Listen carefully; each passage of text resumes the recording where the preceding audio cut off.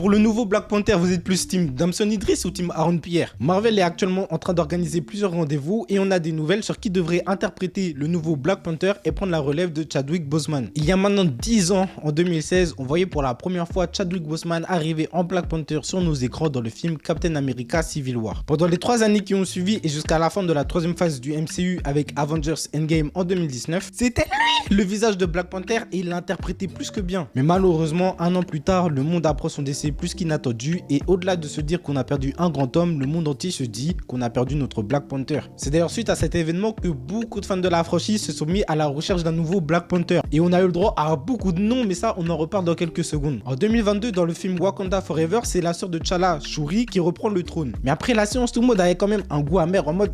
On sait que c'est pas vraiment elle Black Panther, tu vois. Et c'est exactement le message que Marvel a voulu nous faire passer avec ce film. Sans Black Panther, le Wakanda ne s'effondre pas. Car au fil du film, on remarque que la force du Wakanda ne repose pas uniquement sur Black Panther. Elle réside dans certaines figures fortes, mais aussi dans chacun des habitants. Et au final, Black Panther n'est que la représentation de ce peuple à travers sa gentillesse, sa spiritualité, sa force, son abnégation, sa résilience, bref, toutes ses qualités. Et c'est là qu'à la fin du film, sur une plage haïtienne, on découvre le fils de T'Challa, qui pourrait être le successeur. Pour l'instant, c'est tout ce qu'on sait. Mais malgré tout, il a quand même une tendance de 3 noms qui ressortent beaucoup quand on parle de la succession de Chadwick Boseman. Sur les 3, Marvel en a déjà rencontré 2. Le premier, c'est Aaron Pierre. Des gens ne sont pas contents parce qu'il est light skin, mais peut-être que c'est un Black Panther du côté de Killmonger, on sait pas. Le deuxième, le préféré de tous, c'est Damson Idris, très bon acteur, charismatique, jeune, qui pourrait du coup être lui le fils de T'Challa. Et puis pour finir, John David Washington, un acteur moins cité, mais tout aussi charismatique, qui a l'expérience de jouer dans des rôles plus dramatiques. Il a d'ailleurs joué dans des films comme Tenet, Black Swan ou encore Malcolm et Marie sur Netflix.